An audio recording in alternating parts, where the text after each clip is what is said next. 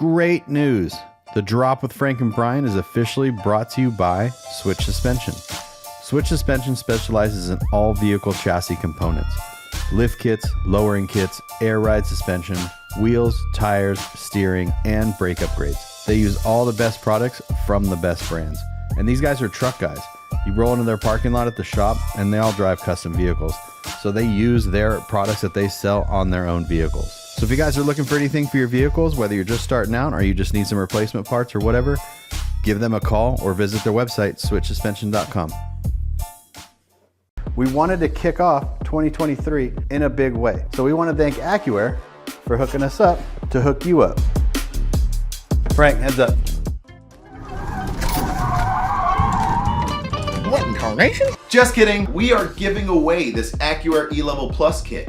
And all you guys got to do to win it is either go to livelifecustom.com or grinder-tv.com. And for every $5 you guys spend on either one of those websites, get you one entry into the drawing.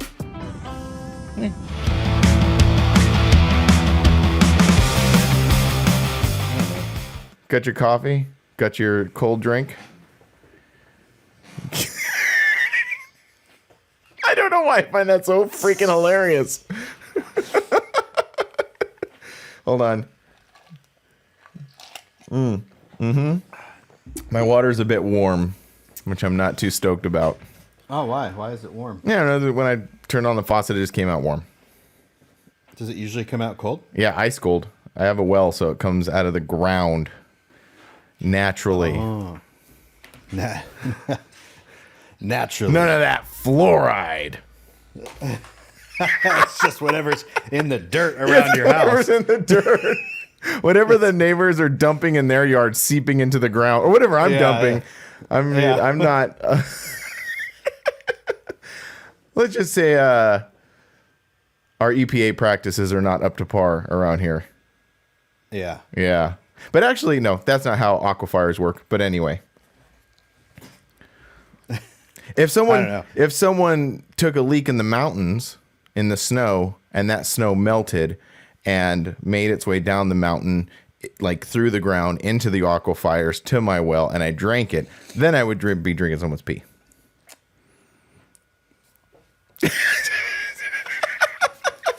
Welcome to Geological Talk with Frank and Brian. Yeah. That's a cool shirt. Yeah.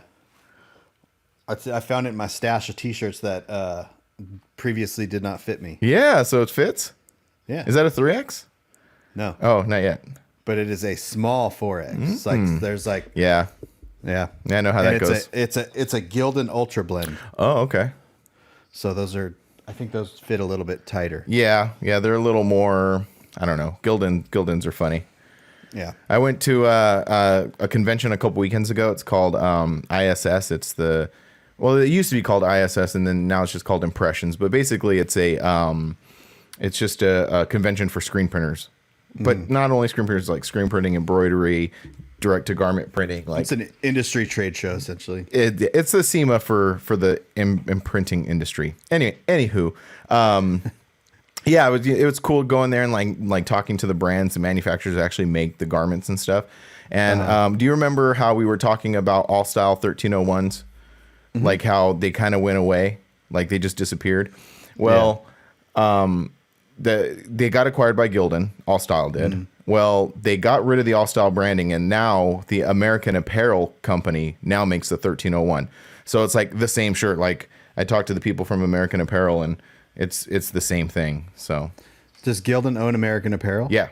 American Apparel, they acquired them a couple years ago, and American Apparel used to have this like really artsy like type. Do you know what I'm talking about? Have you ever looked at one of their old catalogs? No, I just remember American Apparel being like, they had the soft blend type shirts that a lot of other guys would, a lot of people would use. Yeah, they were like really. I'm trying to find the right word for it. They were very artsy. They were very like indie. They were very like if you look at their old catalog, some of it borderline risque. Like I don't know. Like they had this like branding about them. They don't have that anymore because once Gildan acquired them, they kind of got rid of all that. But the guy who ran American Apparel now has a company called Los Angeles Apparel. And the other thing about American Apparel was back then when it was not owned by Gildan, it was an American-made company. It was all sourced in Los Angeles. It was manufactured, everything in Los Angeles. And then American Apparel got it, or I'm sorry, Gildan got it, and they don't do that anymore. Yeah. But this other brand, Los Angeles Apparel, is a 100% American company sourced in Los Angeles. Like, don't quote me on this because I just heard it, but like basically you could buy a Los Angeles Apparel tee and it is sourced in a 2 square mile radius where the fabric is sourced. It's cut and sewn and dyed, and like it's all within this like little part of downtown LA. So, anyway, a little short little. What's the cost on those t-shirts? Like my cost, $8. Yeah, $8 a piece. Yeah, that's crazy. I've said that before. A long time ago, I put out like a poll saying like, you know, everybody wants American made. We know that. Mm. Would you be willing to spend $55 on a t-shirt? Yeah. And that's like and the funny part about it is $55 for like one of our shirts seems expensive because we sell them for like $25, right? Yeah, but it's not expensive. But it's not expensive because if you look at like I don't know, 2 episodes ago we were talking about you know, t-shirts and branding and streetwear. You cannot buy even the streetwear brands that are like printed on garments that are made in other countries. Those are $60 shirts. Yeah. I couldn't imagine what. Well, actually, I can't imagine because a brand called Rebel 8 Clothing did an American. That's where I got this info from. Was they sourced these sweaters in particular. They sourced these sweaters all in downtown LA, printed, you know, everything all in downtown LA, and they were $145 a piece for a hooded sweatshirt. You know, it's a very weird thing because you know, the whole Made in America thing is a. You know, we always want to support our community, essentially, which means supporting our country, which means, you know, good wages and all this stuff, right? Mm-hmm. But we don't do that because everybody buys stuff made overseas. And even when you're talking about like the t-shirt, like say Rebel 8 or Los Angeles Apparel, and they say, all right, it's made in America. The fabric, where was the fabric came from? I think it's like Pendleton, right? Their fabric comes from like Oregon, then it ships down to Mexico, and then it gets shipped back up here, and like there's this whole thing. So like the fabric comes from America, and then the workers are American workers, and they're putting these shirts together. But where are the machines coming from that they use? That's true. They're manufacturing. And where are the parts in those machines being made? And it's just hard to really say American made. Like it's great to say it sounds good, and if the percentage, like it's like a percentage thing, 80% of it. Like I think that's even a law, right? Like it has to be a certain percentage to say. Yeah, I think so. I think there are various laws in place. Yeah, because I know there was a tire company that got sued because they said made in America and they were not made in America. There was also a clothing company that did the same thing. Oh yeah, yeah. But anywho. Yeah.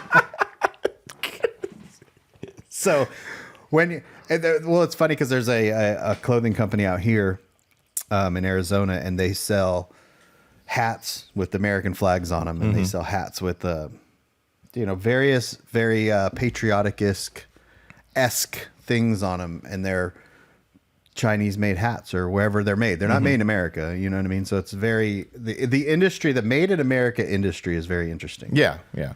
And interesting, not politically motivated, just interesting as a whole. It's just interesting as a whole, and it gets tossed into the political realm all the time. Yeah, you know, it's like I've always kind of fancied myself.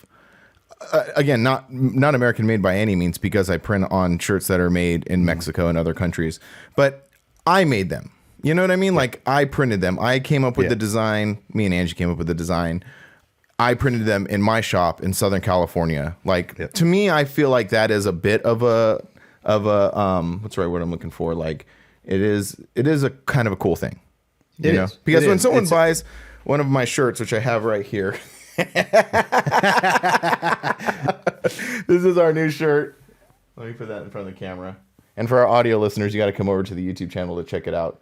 But this is our brand new dually shirt. Yeah. And Yeah, because I made this. Like, so when someone is buying one of our shirts, especially mine, they are getting something that I made with my hands. Exactly. You know? And it's like a well, that's what it is, right? But you're not out there like made in America. Yeah. Or this, and this. You're just like, you're a local company doing something local, because again, if you start getting down to the nitty gritty, the inks are made in other countries, the tape, the chemical, like, it's a rabbit hole.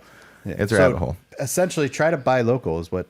I think that's more to the point, really, is like just support people you want to support. And I always try to do that. Like, anytime I see like artists or bands or other clothing companies like doing something, I feel not necessarily I'm going to speak personally for myself. I do feel like it is my obligation to support those people, because I would hope that some people would think that about me. They would support me, you know?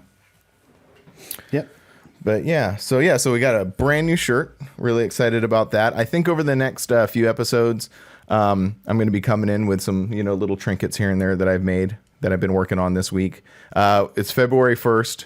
So I feel like as soon as February 1st comes around, we are like clicked into that LST getting ready mode. Like, have you been watching the weather out there in Texas? I know. I've been. What's that movie called? What's that movie Eyes called? Wide Shut? No, the bird movie, Bird Eye. What the hell? With Sandra Bullock? She's wearing the blindfold the whole time. Yeah, what is that movie called? I don't know. I don't know. Blind Birdie? I don't know, whatever. That movie. Blind Birdie. Blind Birdie is now that movie. Blind Birdie. That movie, Blind Birdie, that's how I am when it comes to the weather in Texas. I know. It's too even a week out. It's like when people are like, "Did you see the weather?" I'm like, it doesn't matter. I know. It doesn't matter. We've learned that. That it ultimately doesn't matter. I think I've told this story before early on in the podcast, but we're telling again. The first time we went to LST, that was 2015. Yeah. I was so worried, like gut grinding it all the weeks leading up to it, even on the way out there, watching the weather, obsessing about it. And I remember getting there and we're like setting up the booth, and like I'm talking to people walking by, and especially like the local people. And I asked the guy, I said, how do you feel about the weather? What do you think it's going to be like? And this is verbatim what he said. He's all, this is Texas. You just sit and wait. It's going to be 60 degrees 1 hour and 30 degrees the next. It's that area of Texas because it's so close to the Gulf, and that makes sense. Like everything swoops up into there, it's too unpredictable. So you can't look at your weather app on your phone, and say, oh, it says 90% chance of rain, because a 90% chance of rain is in that 24 hours. And it doesn't mean that it's going to rain for 24 hours. It just means that sometime within that 24 hours, there's a 90% chance that there's going to be rain. Right. So it could only last for 20 minutes, and it could be on the other side of town. Yeah. Or in some cases, as we've experienced before, right over us. So like right over us. I mean, it's a crapshoot. It's a gamble, but I feel I feel like it's going to be good. The biggest thing is the cold. Yeah, that's what got us last year. You can predict the cold. You can if you look at the weather, you can't predict when it's going to rain, what time of day it's going to rain, but if it says it's going to be 30, it's going to be right around 30 degrees. Yeah. So that's my deal. But I'm more prepared. I wasn't prepared last year, and it put me in a really none of us bad were mood. prepared. I think we're going to go, and that's the trick. We're going to go into this thing and we're going to have jackets and long sleeves and like all of this stuff. And it's going to be 65 degrees. I know. And that's going to be fine. And I'm going to pack that stuff away in the trailer and just enjoy the weekend. LST prepared me for our New York trip. Oh, okay. So now I was like, oh, I need this, this, and this. And then now since I prepared for that New York trip, I am now prepared with that same clothing for this Texas trip if it comes down to it. Yeah, yeah. No, me too. Yeah, and I feel like I think I said it, I don't know. This is our 8th year going. And I feel like our team, our LST team, is battle hardened, I think. Except our team is a little broken up this year. It is a little light this year. There's no Joe, no C10 Vatos. And no Morgan. So Lindsay is hopping out of their truck and hopping into our truck. Yep. And so it's going to be Kustom Life Grinder TV, and Pretty Low Apparel. Yeah, it's going to be fun. I'm looking forward to it. I am too. Yeah, whatever happens. We will survive. We're still here. We're still doing stuff. We will survive. I'm actually really looking forward to the road trip because even was it last night? Chelsea's like, "When are you leaving?" Because I bother her. You know, like, she's like, "When are you leaving again?" And I'm just like, end of February. Yeah, I'm the opposite when it starts gearing up for these trips. I am trying to not be, but I get a lot of anxiety. I start thinking about everything that could go wrong. And that's just me. That's just how I prepare for stuff. But hopefully it won't be like that. That's all right. Your truck will just blow up. I don't even care about that, actually. I'm kind of worried about. Regardless. But that particular thing, I'm actually not even, if like we were just driving and just poof, I'd be like, oh, well, and just figure out how to get the trailer home. And then that's it. Like, so what else could go wrong besides that? Because that's like that's a catastrophic failure. Other than that, nothing. What could go wrong? That's a very good point. That's a very good point. Yeah. Don't trip. That's essentially what you're telling me is don't trip, dude. Just go. Well, for I it. mean, I'm just saying, if you get anxiety about what could go wrong, that's literally the only thing that could go wrong. That's true. Yeah, that's true. If you look at your fail points, right, you've got the transportation. That's what we need to get from here to there. Right. So if that is fine, then there's really nothing else that can go wrong. Like, yeah, no, you're right. It. And then I'm going to put that away and I'm just going to go for it. I'm going to go for broke. Well, you have no choice. Yeah, I know. Yeah, really. What choice do I have, really? Yeah, so take that anxiety and turn it into excitement because we haven't been on a road trip since Louisiana. And this is what we do. Yeah. Yeah, you're right. Yes, you're right. I'm going to do that. I'm going to do that. But what's going on with you? What's been going on in your week since we last spoke? Nothing. Really? Nothing? Nothing. I have been doing... I've just been doing a lot of getting ready for our show. Oh, okay. A lot of That's cool. So, like behind the scenes stuff with that. Getting like the raffle has been a big priority of mine, so I've been working on that. I've got some raffle prizes here. I've some impact drives and some impact sockets and some other cool stuff. Cool. Who put those in? I just bought them. Oh, you bought them. Oh, okay. Oh, that's cool. Right on. Yeah. So I'm literally, I haven't asked anyone for anything. I've just been just buying things. You know. So we don't have any money left, but I mean, whatever. You know, we don't need that. Don't need that. Yeah. That's silly. Yeah. So that we got a bunch. I don't know if you saw that post on the Forbidden Show page. It's at FFF underscore show is our show page. But I shared all the stereo equipment that we got. Oh, I did see that. Yeah, that's cool. And that was by Al and Ed's. Was that from Al and Ed's or is that separate? Yeah, Al and Ed's and Escondido. Okay, cool. I mean, we do have some cool people coming on for that. We got that guy, and then we have Switch is putting in a bunch of 10 dual packs, 10 buyer dual packs. Buyers. So, yeah. That's awesome. Yeah, it's going to be fun. I'm looking forward to that too. I'm just looking forward to this whole show season. It's kind of funny because like I'm looking forward to it now, but when we get in the thick of it and it's like, you know, one after another, we'll see how we feel. But for now, like you said, we haven't really done anything since October. So yeah, I've done little things here and there. You know, I'm ready for it. I just don't have the Art of Noise. Bring the Art of Noise the club. They postponed their Bring the Noise show, so. That was usually my like get ready show.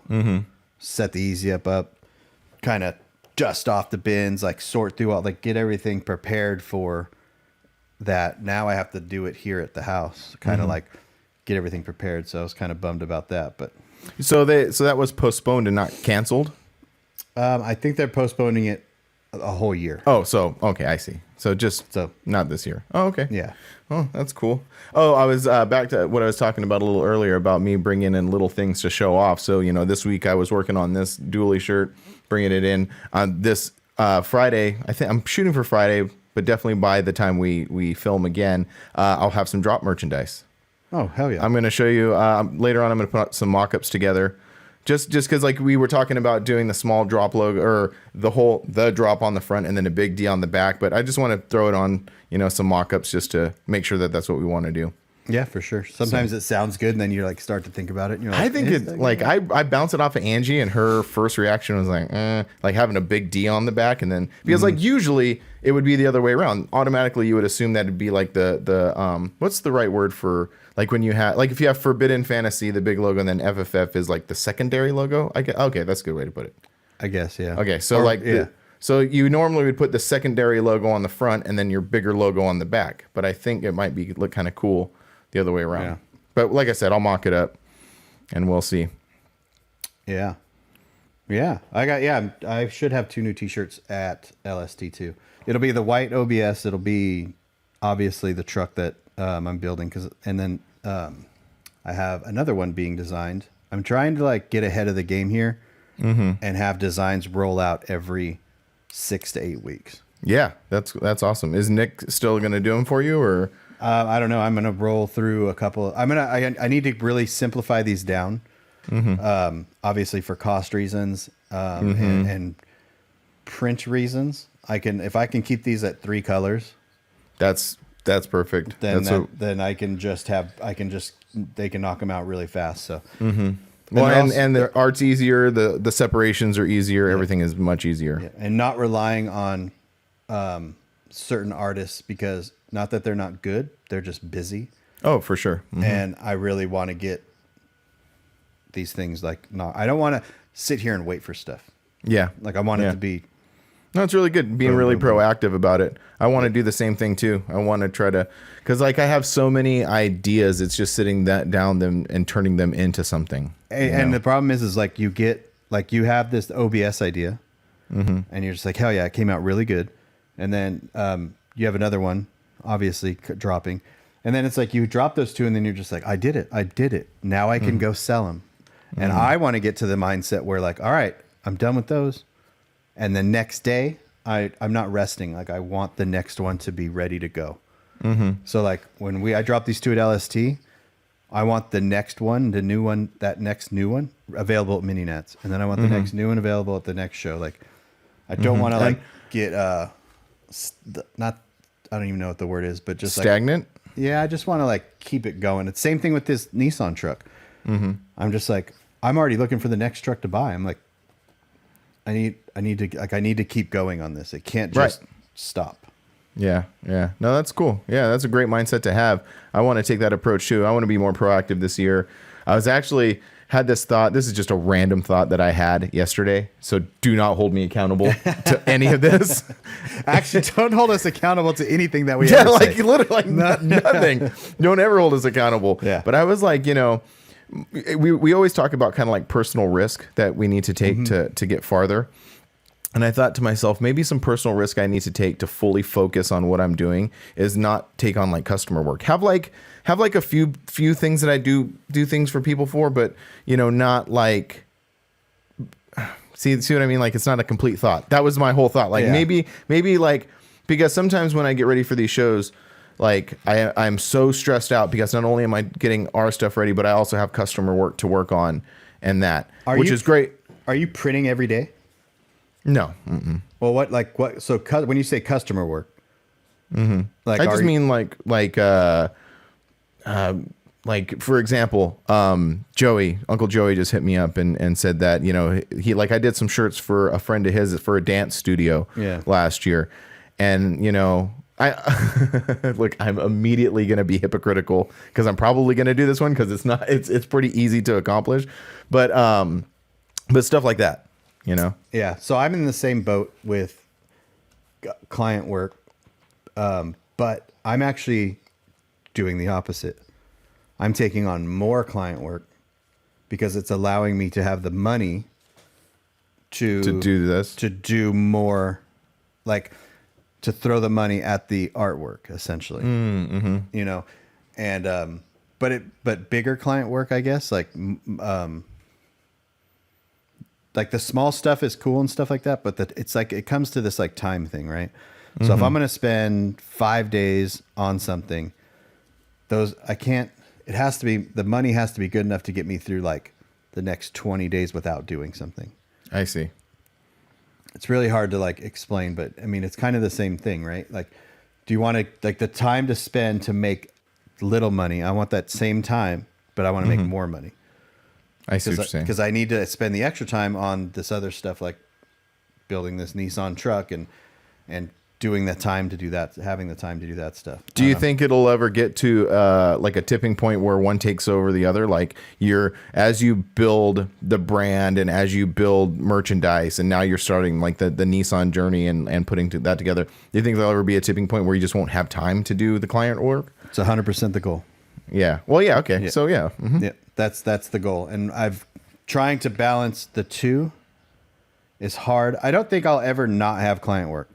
Yeah. Because, and as much as I said that earlier and I said, do not hold me accountable because obviously, right? Like if someone said, hey man, you want to print all these shirts for all this money? I'll be like, yes. yeah. That's the thing, right? Yeah. Because there's some stuff I do, you know, that takes me a couple of hours to do it and it's good money. Like I could run down to a shop, make a 30, 45, 1 minute video and I'm home and I edit it and it's a day and it's real quick. Mm-hmm. It's the jobs that require like being gone for a long time or they're very involved, like having to go like to a shop over and over and over again to like document something like that. Yeah, exactly. Mm-hmm. You know, it's just like in, out. And then if it is a long project, it has to be very calculated because I want those long projects to be my long projects. Yeah. But like the same effort that you're putting into someone else's, it's like their YouTube brand. channel and their brand. Yeah. I need that energy for mine because once you're done doing it for them, you don't have any more energy left to do your stuff. Yeah. And it's the same thing with you. It's like you're printing and you're doing all this stuff. And then when you're done, you're just like, well, I don't want to now go right back in and make my stuff. Mm-hmm. We've got to figure out a way to make our stuff and then also make the money that we would have made with the other people's stuff too. Right. Yeah. No, that's some good points to think about. There's a really, I don't know. Like I said, it was a super fleeting thought yesterday. Yeah. Because like, you know, that's, again, we've said it and before, like sometimes you're just sitting here just trying to think of something. I also had this, I don't mean to cut you off or let you finish your thought, but I had this thought as well. And I could be wrong. I'm just talking about my personal feeling. Like, I think I sit here and contemplate my existence more than a lot of other people do. Because like, I think some people get into a routine and I'm not knocking these people. I'm just saying, using this as an example, like, you know, going to work, you get to work, you do your work, you get off of work, you come home, you spend time with your family, you do your hobbies, and you just sort of keep going. We are in this unique position where there's some idle time sometimes. And in that idle time, like nothing, if I'm trying to put this, if I'm sitting there in the idle time, then nothing is happening. Like if someone worked a regular job and they went to work every day, if they have idle time at work, they're still getting paid for that hour, even the idle time. My idle time is, well, nothing is happening right now, you know? So I feel like I have a lot more time to contemplate my existence, so to speak. Yeah, but it's so let's say so yesterday I sold, I don't know what I sold on the website, but it was a decent amount. So like I had idle time though, sitting there, sitting here doing something, but I still was getting paid. Yeah, that's true. And that idle time is like, okay, well, what am I going to do next? I have to think about what I'm going to do next because no one's telling me what to do next. Where exactly when you're at a job, like say you work, I'll use my wife for an example. She's a bakery manager. She knows what she's doing tomorrow. Like she knows what she's doing every day, like, because their company has a routine for their employees. Right? We don't have a routine. Our only thing is like, okay, well, what is going to make us money next? Exactly. Yeah.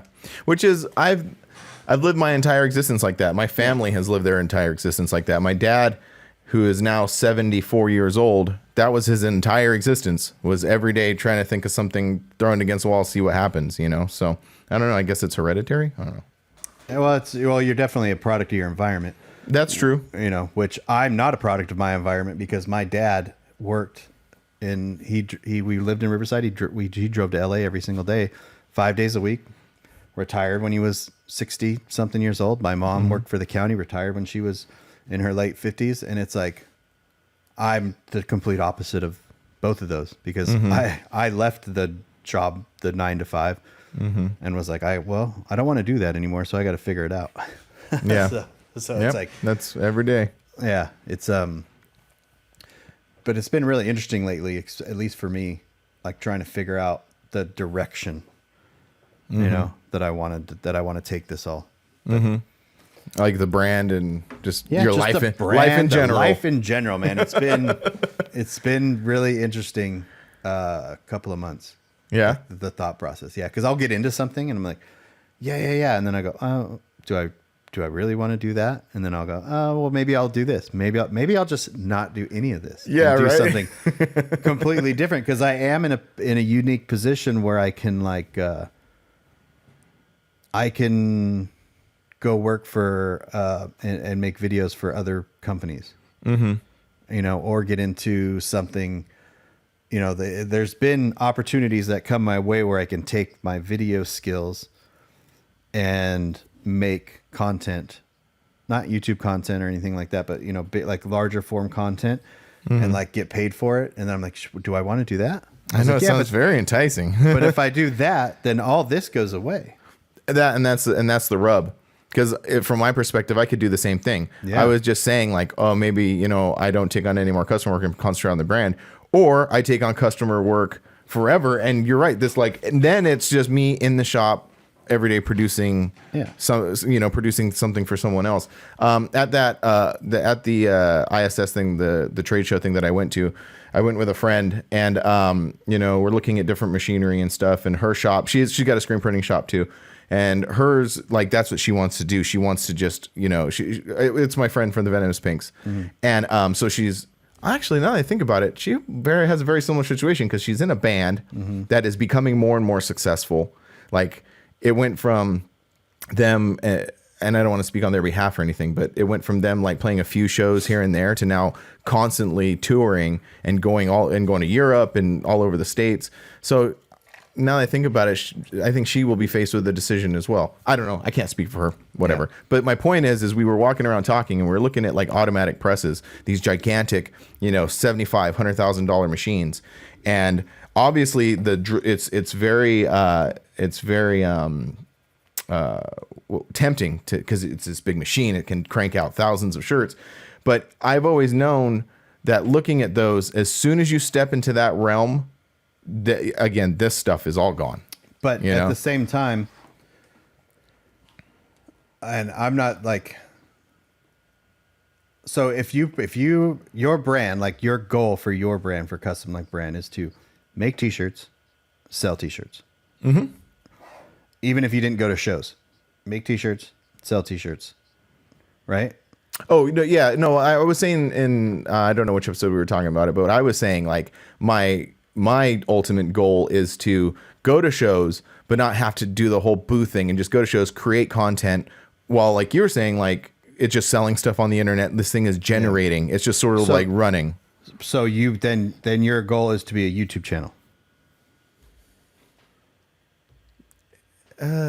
No, yes, because it all fits together. Yeah. You know, like we were kind of talking about it last night a little bit about how like this podcast, like we don't ever see ourselves being like a Two Bears or like that type of thing, but it does click and fit into this thing that we've created. So yes, I want to be a YouTube channel and I want to be a podcast, and brand is like selling t-shirts. So I think it all fits together. Well, yeah, it all fits together, and there's other things that we can use to do all that. But what I'm saying is like, you could, like, how many shows a year do you want to go to? Do you want to go to more shows or less shows or the same?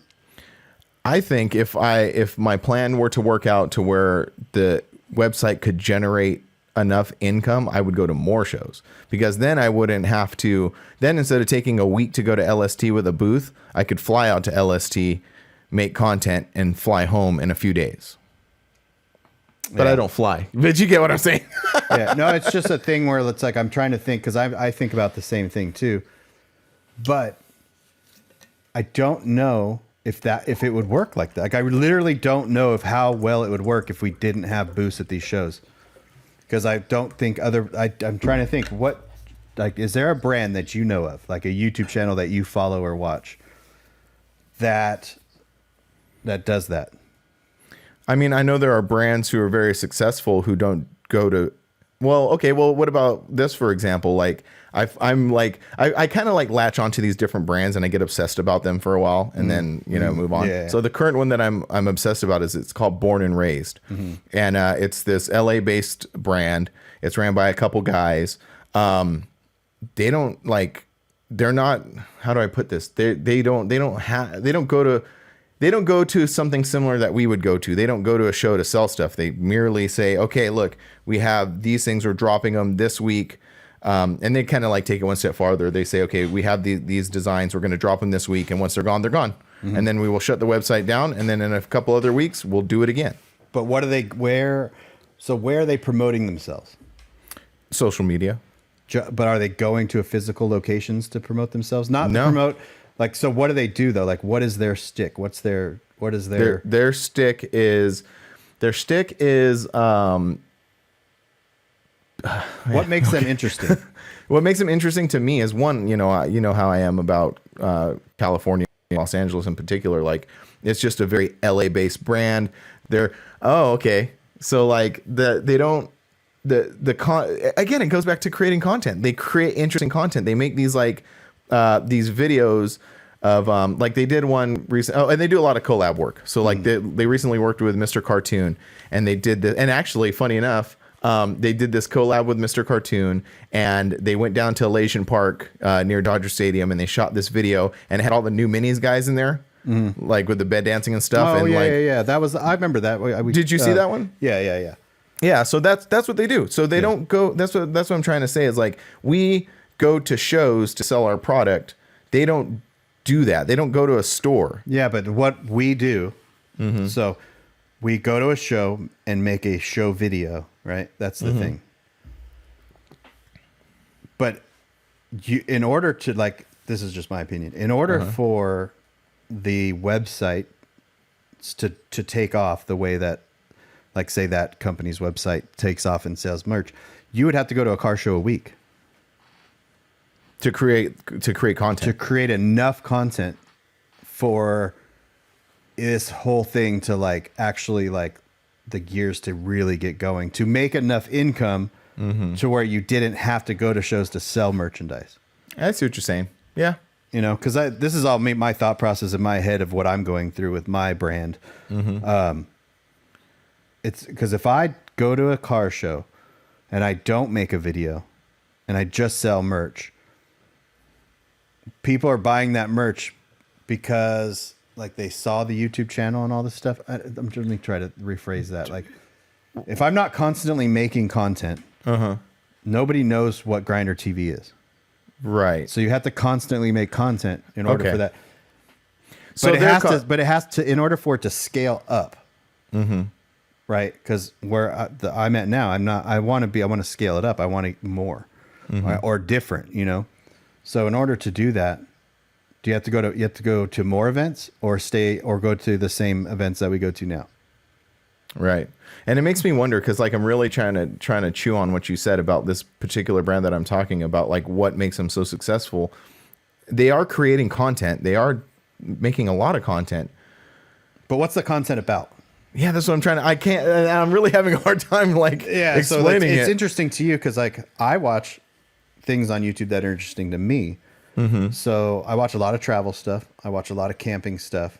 I don't go camping, but I watch a lot of like, not camping because camping is whatever, but like I watch a lot of like very minimalistic things where people live in their vans or live in an RV or something, because I think that's super interesting to me. So their entertainment factor is that. And then if you have a channel like, so you have a channel like the Stradman, right? The Stradman or Daily Driven Exotics, their content is exotic cars. I see what you're saying. You see what I'm saying? So I see exactly what you're saying. And it's across TV shows too. So TV shows, you have a plot. What is the plot of that YouTube channel?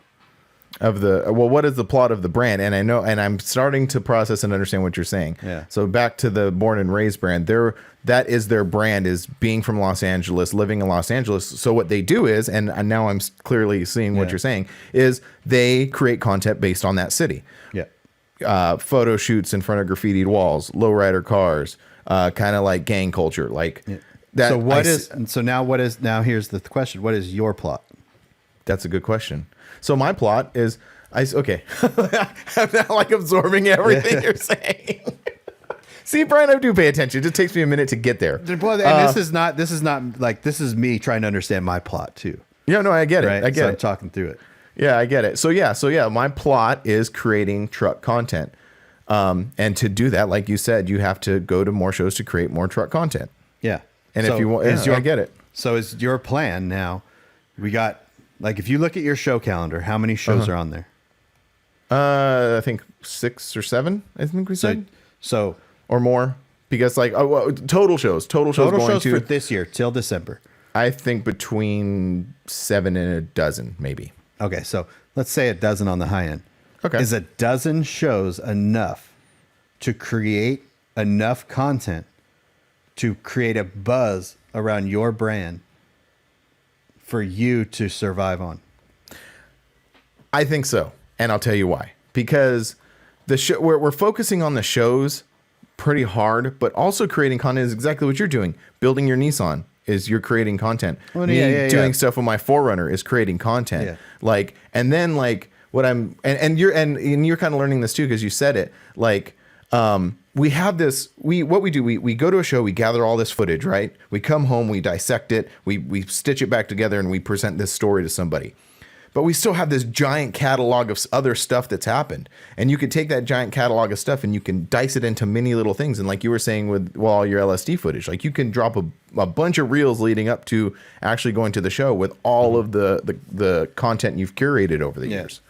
So you can, so essentially you could take however many shows there are per year and make a lot of content from it. It's not enough content to survive on. I'll tell you that right now. Okay. It's if you took away all of your client stuff and you looked at your income just based on the content you've made over the last however many years, is that enough to be happy with to you? It's a good question. I don't know. I'd really have to like look at it. Yeah, that's where I'm at. I'm like, okay, if I took away this and just did this, what's it going to take for this to equal this?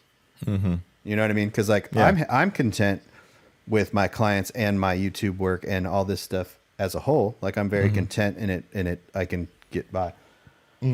But what is it if I want to kind of squeeze the client work out a little bit more to where like, okay, I have the Nissan out there. I have the OBS over there. I have my Tacoma. It takes money to work on those.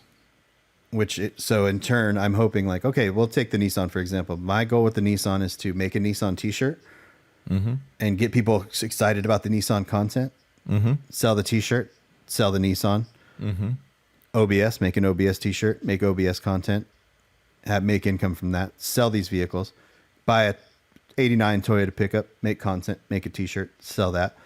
Is that like, is it enough to keep on circulating? And with consistency too, like with speed. Yeah. So like I can't take this entire year and do this Nissan. There's not enough. There's not enough content. It's got to be like 2 months gone, 2 months gone, 2 months gone. And that's why I'm asking these questions, because it's just like I'm going through this like motions of like, how much content do I need to make this make sense? Yeah. Well, I mean, you're already setting a good groundwork for it, because you're already thinking ahead to this other stuff. And at the end of the year, we're going to find out, right? Yeah. So we're going to have the same conversation. Revisit this conversation. We're going to come back to this at the end of the year and see what happened. Yeah. You know, and that's like every day. It's just taking stuff like, hey, I think this is a good idea. Let's see what happens. This is the result of not having enough stuff to do, by the way, because I will literally sit here and go. Same. Because the client work is up and down too. Like that's not really consistent either. You know, and I really don't want to sound like this trope, but that is the whole self-employed, self-motivated thing, right? is you're sitting here every day. How self-motivated is like, Well, yeah, I know what you're going to say, and that's true. Someone who goes to work every day is self-motivated. They got to get up and get there. Well, right? they got to pay bills. Like the whole end goal of this is existence. Yeah. You have to pay bills because in order to exist, you need power, water, food. And then on top of that, the basic necessities is like, what do you want to do for fun? Oh, I want to go on vacation. Okay, well, vacation requires X amount of dollars. So now you have to. I want a fun car to play with. I want a fun car to play with. X amount of dollars. X amount of dollars. And I look at money as points. It's like a point system. You know, it's like $1 is 1 point. And if I want to go to New York, it's 5,000 points. So I need to play a game and make 5,000 points. 5,000 points. Yeah, that's kind of an interesting. And how much time is it going to make? I think that's what they do in Star Wars. They call it credits. Oh, well, you know, it's another interesting. Have you seen I've never seen this movie, but I always see clips of it. Was it Leonardo DiCaprio or someone? No, maybe it was Justin Timberlake. I don't know. But they have a clock in their wrist. And oh, yeah. And they have to they pay for things with time. Yeah. Yeah. So time is the ultimate currency. It is. And that's the thing. And again, not to be the entrepreneur side of TikTok here, as some put it, but that's the ultimate commodity is time. Because that's what extremely successful people say. Well, yeah. Money's So money. say you have like 60 good years. In those 60 good years, you have to decide what you want to do for fun. Mm-hmm. You want a boat? Do you want to go out fishing? Do you want to go to car shows? Do you want to go on cruises? Like, where do you want to spend your fun time doing? Right. And then you have to how much? And then you have to do the things to facilitate that. Yes. And so it's all time and points and currency. And these are the things that I've been thinking about. And I'm just like, I can just picture you sitting in your office in complete silence, just contemplating this stuff, you know? Yeah. Time is a construct. Yeah. Yeah. Just thinking about, okay, how much, and I don't really, money is just a weird thing to me, but like, how much money do I need to keep this going? Mm-hmm. You know, it's the Nissan. Someone's like, oh, you're going to flip that? I'm like, no, I'm going to sell it I'm probably going to sell it for a loss. You know, I'm keeping track of every dollar I spent on this thing.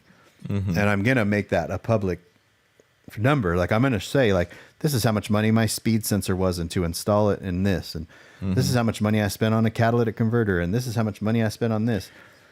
And then I'm going to sell it. And I'm going to show them how much money I spent in this. That's the greatest content because I have clicked on, I don't know how many videos that the title is, this is how much money it cost me to do this. Same here. Yeah. Have you got to the end of YouTube yet? I think I have. And you want to know why? Too. You want to know why? Yeah. Because now when I go on YouTube and it like gives me recommended videos, it just keeps showing me the same ones over and over again. And I'm like, there's nothing out there for else you can suggest to me to watch. There's an option on YouTube and it will refresh your fucking cycle. Oh, like it'll delete it and start over again? It won't like delete everything, but it will basically refresh. It's all new channels and all new content. Oh, I'm going to do that. Yeah, I saw the option and I did it a couple times and I was like, wait, where'd those videos go that I was wanting to watch? But no, when I say the end of YouTube for me, I'm like, no, not interesting, not interesting, not interesting. Because I go through these cycles of like, okay, there was like 3 weeks where I was like really diving into custom built computers, you know, and what it would take to like, what's the pros and cons of just buying of this iMac here versus buying like what's coming out in the Mac world versus custom built PC. And so I dove down that rabbit hole. Now I don't care. I haven't watched them in a while. There was what else was I watching? There's a few channels I used to watch religiously, and then I haven't watched them in like months. Yeah, you know, and I forget about them because then it'll pop up on my YouTube or pop up on my Instagram. I'm like, oh, I haven't watched that channel in a long time, and I'm just to the end of like the Casey. Remember Casey Neistat? We used to watch him every day. Yeah. And like, I don't watch any of his videos anymore. I see him sitting there, and I'm like, I still watch them because I actually like it better like this because now it's interesting to me again. Where if it's an everyday thing, it's just like whatever. So I still watch his, but it's like you get burnt out on that person or that topic or that channel, because they do the same thing over and over again. And I think, Doug DeMiro, and he he was on the Smoke and Tire podcast. Really? Most recent, 3 hours long, amazing conversation. It was a conversation about changing directions because the audience, you lose the audience or you lose the topic, and it was really interesting to listen to him, because he's a really smart guy when it comes to all this stuff. Yeah. And and it kind of was like that threw me for a loop, and I was like, oh, okay. So I started making YouTube videos, going to shows, putting cool music on it. Right. That was the thing. I'm still doing that 13 years later. And I probably should have changed directions like 6 years ago. When you start to see your interaction and your view count like go down, you're just like, oh, you're losing that topic.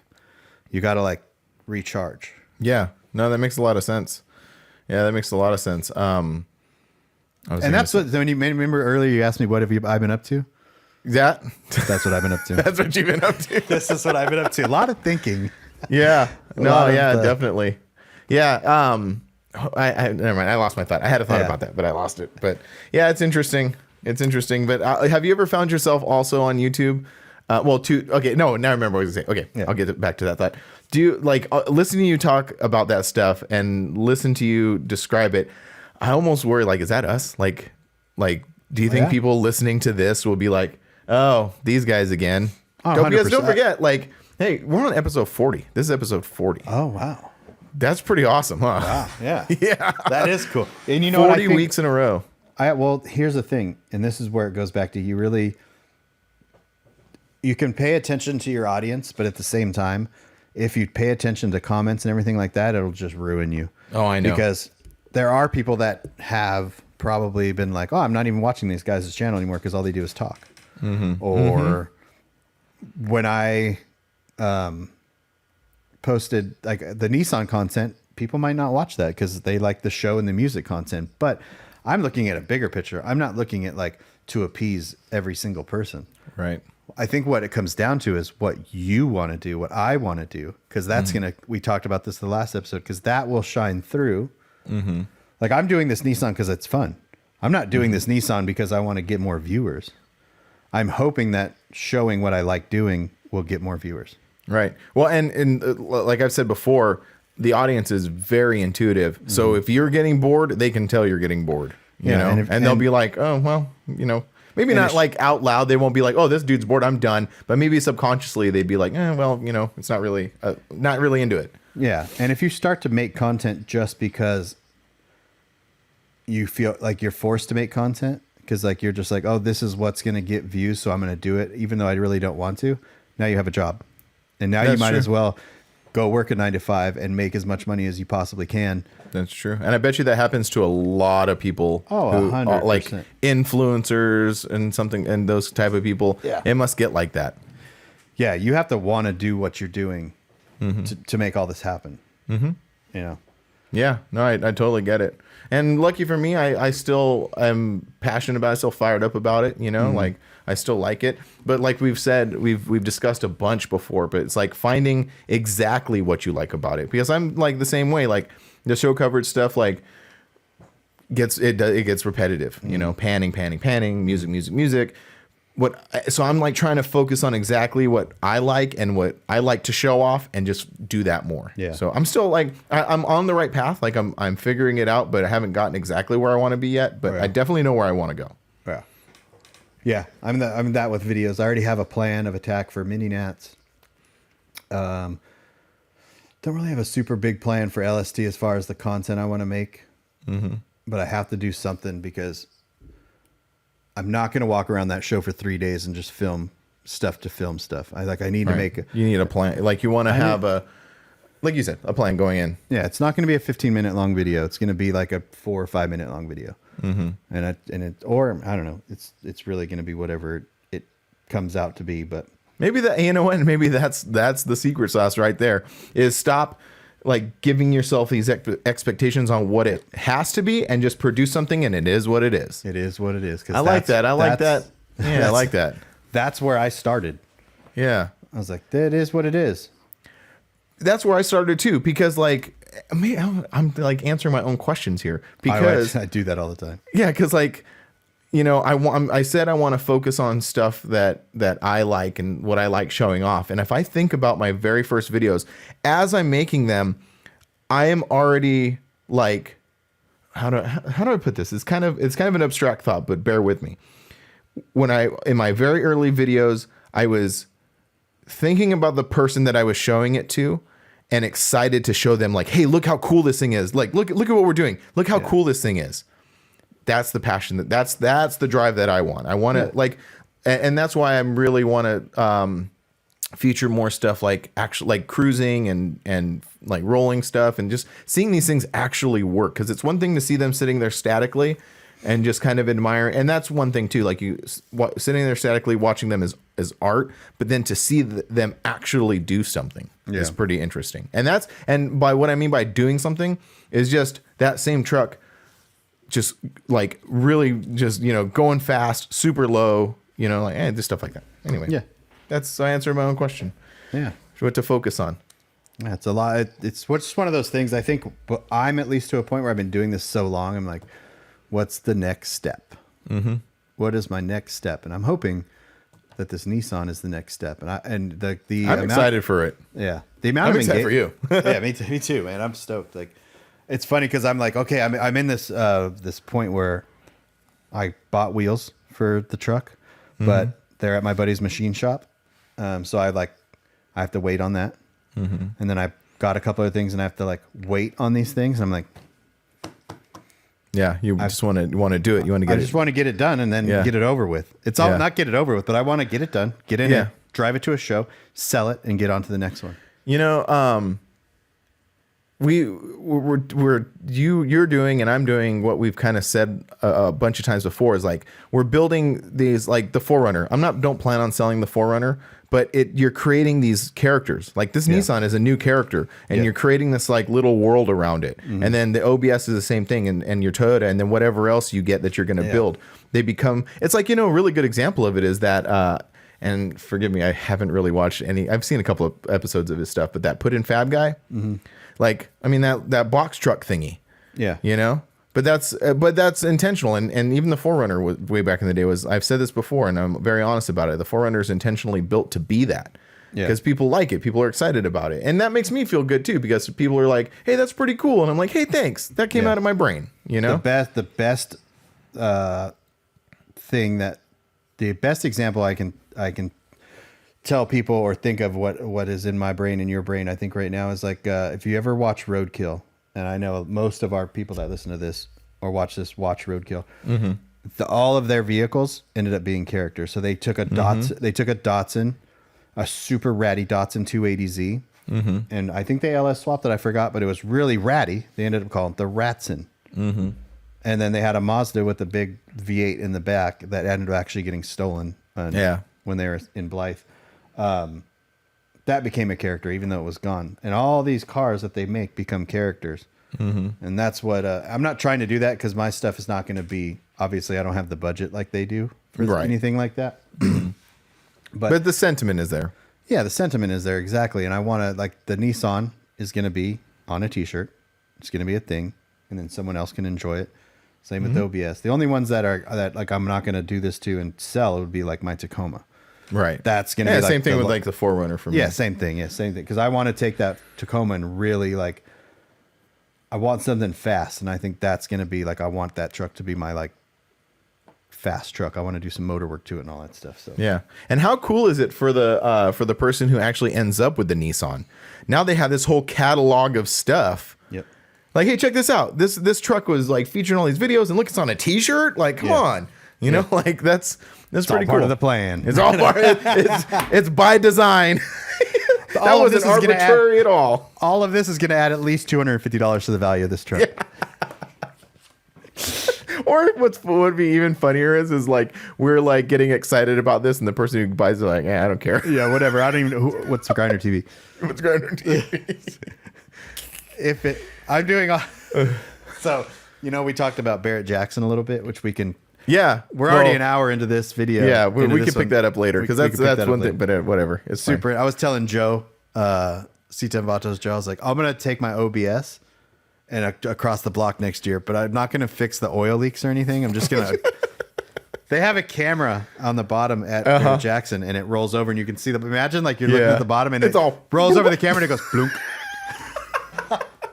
But the dumb part about it is, and sold for $95,000. That's The funny thing is that's they what I have- wanted to talk about. Is They have how interesting it is. They have a lady with a mop up there, or a guy with a mop up there, because a bomb. the Monday, Tuesday, Wednesday trucks, they be leaking some oil. They got to put a little cover over the under camera. Yeah, if you watch, if you pay attention to some of the stuff, like some of them, they can't pop the hood. There's a guy up there dedicated to pop the hoods on these things, and he couldn't pop it on some Really? of them, and he's like, and he just leaves it alone. Or there was one. This truck went for $300 and something thousand. It was a Ford Bronco. They couldn't open the passenger side door. So the big thing at Barrett Jackson is like you ride in the truck. Usually you'll take your wife or your buddy and he's in the passenger seat and it goes on the block. And then there's a guy up there that opens the door for you. So these two guys drive up in this thing and they go to open the passenger thing and they're like, and he goes, he's like this.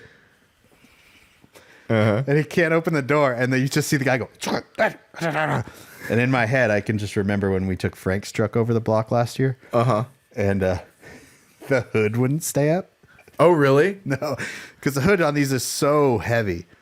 So if you watch the video of on Barrett Jackson's live stream, like Jeremy was right there, nonchalantly, like holding the hood up. Just holding it, just kind of casually looking at the Yeah. motor like he's doing something. That's hilarious. Yeah. That's funny. And that's so cool. Like you went there, you experienced it. Yeah. For our audience who don't know that you were up there for Eye Candy's C10. 63 C10 that crossed, and you made a whole video on it. So you should go watch that video. That's a really good video. Yeah, it was fun. We'll talk about that in the next. Let's get. I wanted to go into detail about that. Like, there's so many. I have a lot of thoughts on that. Yeah, me too. But anyway. Thoughts and ideas for that. Well, right on. Well, cool. Well, yeah, and then hopefully next week I will have some more trinkets to share. Yeah. Probably not. I'm just kidding. Now that I said that, I'm like, I didn't make them. No, but no, I will. I because like I said, it's currently February 1st, so we're like clicking it into gear. Have in you the been- next 3 weeks? Have you been putting? Do you still have drop stickers? No, we need to go get them from our good friend Doug at Creative House, who makes our stickers. We need to go get some from him. I should have them here soon. He said he shipped them out. Oh, you're gonna have them? Okay, I didn't know if I was. He's probably going to give some to you too.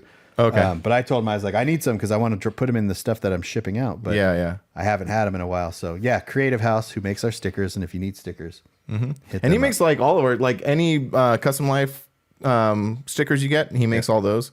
And our Doug is truck- basically my neighbor too. He lives very close, so it's funny that he's shipping you all those stickers, and I live around the corner from him. I know, but I need them now to ship. Oh, yeah, 'cause because you we put 'em in told the thing. people that we were gonna. Yeah. I've had people go, I ordered that shirt. Where's my drop sticker? And I'm like, Oh, really? You've had people ask that? oh yeah.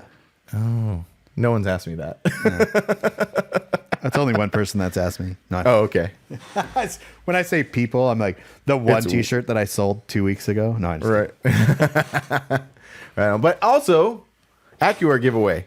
Yes, it's still AccuAir happening. giveaway still going down. February 28th will be when we are announcing the winners. But go to our websites, livelifecustom.com, grinder-tv.com, and enter to win. And people Yeah. are entering to win, and I really appreciate it. Thank you, Yeah. everybody who's purchased something. It's really cool. Yep.